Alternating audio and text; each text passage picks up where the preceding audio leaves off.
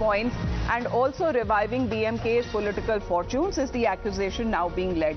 The DMK, meanwhile, has now responded to the Union Education Minister, with Kanimozhi, who has countered Dharmendra Pradhan again, saying that they never accepted NEP in the first place and saying that the centre is twisting facts. Now, this letter that clearly states that Tamil Nadu will accept PM Shri schools only based on our state government-led committee's recommendations and not of your union government's recommendation, and nowhere that we have accepted mentioning when it comes to the three-language policy or NEP in its entirety. Now, Kanimozhi, who has been also leading the protest both outside and inside Parliament, saying that NEP in the first place was not acceptable, and whatever is actually acceptable for Tamil Nadu, we will accept, and nothing more, nothing less. Stop twisting facts is something that is now coming from Kanimozhi as far as she has now responded to what Dharmendra Pradhan has been alleging, saying that this letter clearly states that Tamil Nadu will accept PM Shri schools only based on a state government-led committee's recommendation and not on your union government's recommendation.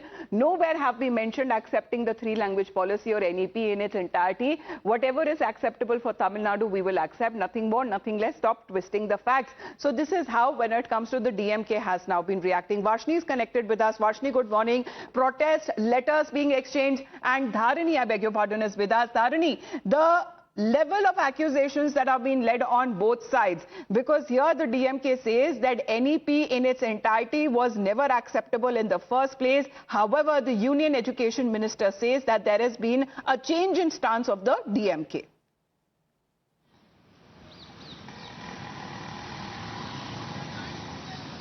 Well, yesterday, Union Education Minister Dharmendra Pradhan told that the Tamil Nadu government has in fact initially expressed interest over the PM Shri school scheme, but later they took a U-turn for unknown reasons. They initially expressed interest, but later, after a few months, they took a U-turn and they told they cannot implement it. We do not know what happened in between is what Mr. Pradhan told. And he also went on to say that by not implementing the national education policy and also the PM Shri school scheme, the state government is ruining the future of lakhs and lakhs of students of Tamil Nadu, is what he accused the state government of. And now we are looking at a response from DMK MP Kanimozhi.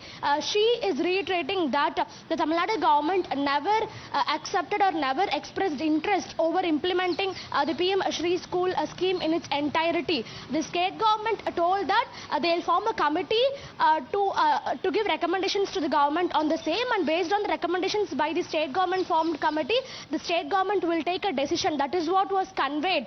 The state government never accepted or expressed interest towards implementing the PM Shri school scheme in its entirety. Please do not lie blatantly, is what Kanimozhi is saying in her tweet. So absolutely, like, there is a war of words kind of situation between Mr. Dharmendra Pradhan and Kanimozhi. For the past couple of days, we've been seeing in the Parliament that the DMK MPs under Kanimozhi, they've been protesting inside the Parliament premise against the national education policy, the three-language formula, and also the PM Shri school scheme. But a privilege motion was also taken up against the Education Minister by the DMK MP here, and replying to that very question on PM Shri scheme, Dharmendra Pradhan had said that the DMK-led Tamil Nadu government has changed its stance on implementing the centrally sponsored scheme, which actually envisaged strengthening the schools managed by central, state and local bodies, and the future of the youth is in danger, according to the Union Education Minister, as they are playing with the future, according to the DMK, which continues to oppose. Let's also talk about how the Congress is reacting, because Tamil Nadu Congress MP has also hit out at the centre over the language policy. They too have been protesting along with the DMK. The statement by Minister was very condemnable, because Tamil Nadu government is always against this three-language policies, and we have been successfully running these two-language policies. And in any point, like, we never accepted to any of these policies, but it was a false statement. And also the Minister has stated the Member of Parliament of Tamil Nadu like uncivilized. He used this word, where we condemned that. We wanted an apology from him, and we have been successfully following these two-language policies. And what we're saying is we are not against the three-language policy, we saying don't impose it. Now, with the Union Finance Minister Nirmala Sitharaman also lashing out at the DMK over the language row, as she is accused it of hypocrisy, saying that the elderly person they worship used to describe Tamil as a barbaric language. However, she is now accusing them of hypocrisy and double standard.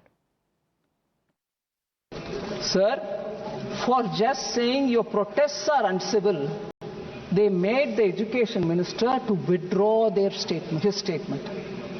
When a man repeatedly says Tamil is a barbaric language, Katumirandi Bhashai, look at the hypocrisy. They keep his photo in every room.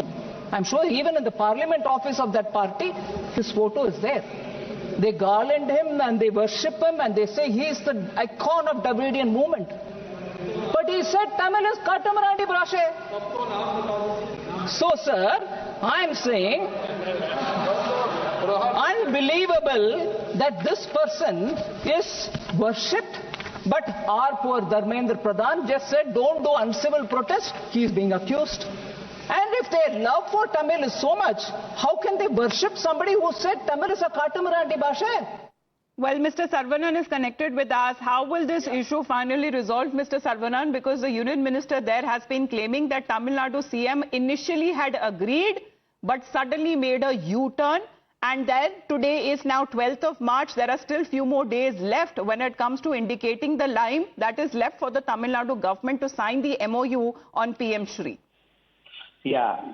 See, I think the Union Education Minister does not understand English. He tweets beautifully in English, but he is not able to understand and comprehend a letter. It is very, very clear that it is contingent upon the recommendations of the committee. When the committee says, without NEP, proceed with PM Shri schools, the Union Minister backtracks. I don't know how blatantly they can lie and how to try to hoodwink the people of this country. Let us put it this way. In a democratic country, any government has got a right to decide what is good for them and what is not good for them. As though BJP is following every single thing they have said. If he isn't understanding English, that is not our problem. People of Tamil Nadu cannot suffer for this. And you played the clip of Madam Nirmala Sitharaman. See, let us make one thing very, very clear. It is, if Tamil Nadu has progressed and is consistently among the top states in any index, whether it is economic or human index, it is because of the rationalistic policies of Tandai Periyar.